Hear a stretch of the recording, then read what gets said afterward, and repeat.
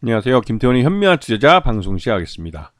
오늘은 쇼박스에 대해 좀 말씀을 드리겠는데요. 이 쇼박스는 기본적으로 영화의 제작, 보급을 하는 회사입니다. 하지만 이후 이 사업을 다각화한다는 차원에서 일반 드라마 컨텐츠도 개발을 하고 있죠. 그래서 이 회사는 이런 영화와 드라마의 제작과 배급을 주로 하면서 거기서 수익을 얻는 회사입니다.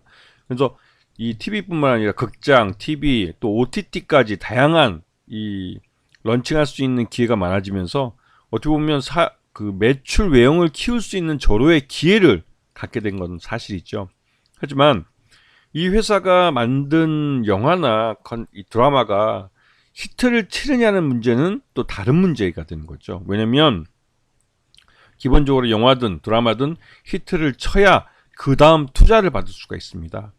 그래서 한 해에 1000만이 됐든 아니면 뭐 몇백만이 됐든 손익분기점을 넘기는 영화들이나 컨텐츠들이 많아야만 그 다음에 투자를 또 계속 유치할 수 있는 그런 구조를 갖고 있는 그런 그 영화 배급사이기도 하죠.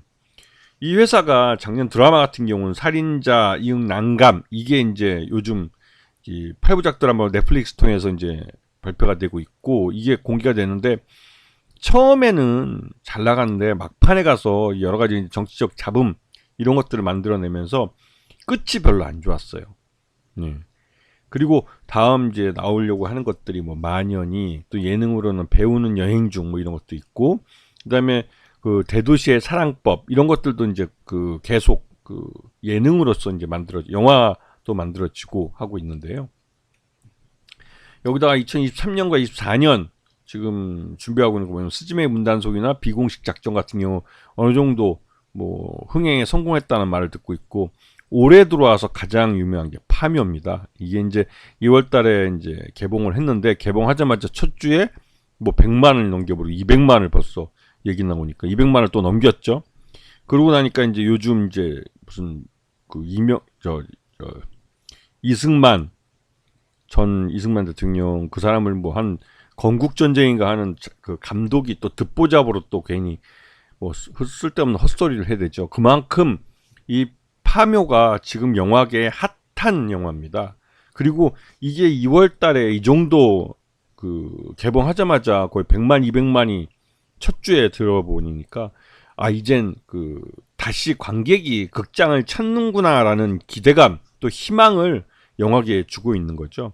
이 파묘의 개봉 첫 주 200만 이건 대단한 기록이고 또 극장가에 이제 극장 체인점이 됐든 극장과 영화와 관련된 산업들이 다시 살아날 수 있는 그런 계기가 되는구나라는 기대감과 희망을 갖게 하는 겁니다.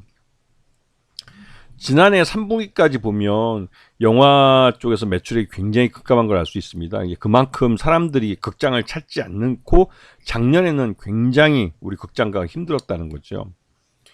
그러다 보니 이 쇼박스도 굉장히 어려운 시기를 보냈습니다. 작년에 이제 크게 히트친 영화가 외국에서 수입해온 뭐 스즈메의 문단속 같은 그 애니메이션이 히트쳤을 뿐이지 이 회사가 직접 제작에 참여했거나 아니면 배급을 했던 영화 중에 그렇게 크게 히트친 영화가 별로 없어요. 자, 작년 실적을 보게 되면 매출 외형도 566억에서 400억대로 지금 줄어들어진 상태고 영업 손실은 282억대나 발생했고 당기 순손실도 305억이나 발생해서 아주 최악의 한 해를 보냈다고 해도 과언이 아닐 정도로 굉장히 어려운 시기를 보냈습니다.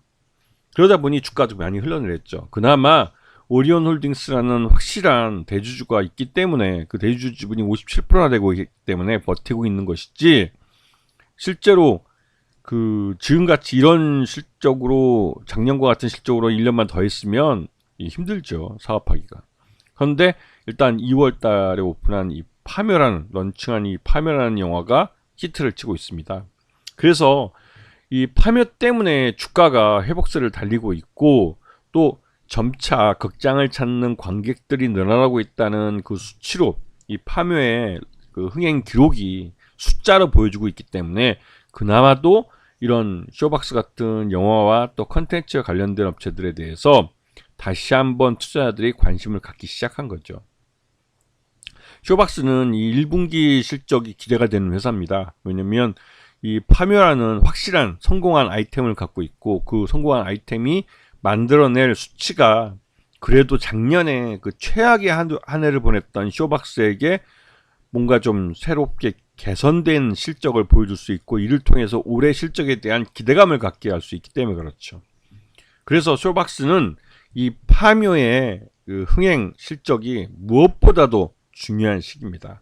그리고 이제 향후 이제 쇼박스가 이 파묘가 성공을 하면 다시 투자금이 들어오기 때문에 그동안 그 개발을 뒤로 밀어놨던 그런 작품들을 다시 그 시작할 수 있는 그런 에너지, 동력을 얻을 수 있을 걸로 기대하고 있습니다.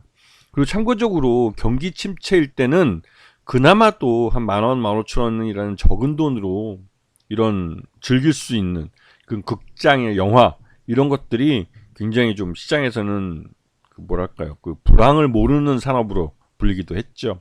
근데 요즘은 이 극장 체인점들이 워낙 그 평일 그 영화 관람권을 15,000원 이상으로 올려버렸기 때문에 그래서 이제 작년에는 극장을 찾는 사람들이 많이 줄어들었습니다. 그리고 OTT가 생기면서 더 이상 극장을 일부러 찾을 필요 없이 집에서 그 극장에 상영한 영화들이 한두 달 만에 이 OTT로 넘어오기 때문에 OTT에서 보면 된다는 생각으로 그냥 버티고 안 보는 분들이 많아졌죠. 근데 그래도 좋은 영화는 큰 스크린으로 가서 그 봐야 된다라는 생각들이 있어서 이런 파묘같이 큰 스크린으로 봐서 뭔가 좀 새로운 감동과 또 재미를 주는 작품들은 시장에서는 먹힌다는 걸 보여준 겁니다. 그러면 영화의 질이 높아질 수밖에 없어요. 기획부터 시작해서 나름대로 좀 더 신경을 쓰고 요즘 관객들의 수준에 맞게 좋은 영화를 만들 수밖에 없는 거죠. 그런 면에서 쇼박스는 그런 좋은 영화를 찾아내고 개발하고 또 거기에 투자도 하면서 또 한편으로 배급도 할 수 있는 그런 그 엔터테인먼트 회사라는 점에서 관심권에 두고 볼 때가 된 것 같습니다. 자, 오늘 방송 여기서 마치겠습니다. 감사합니다.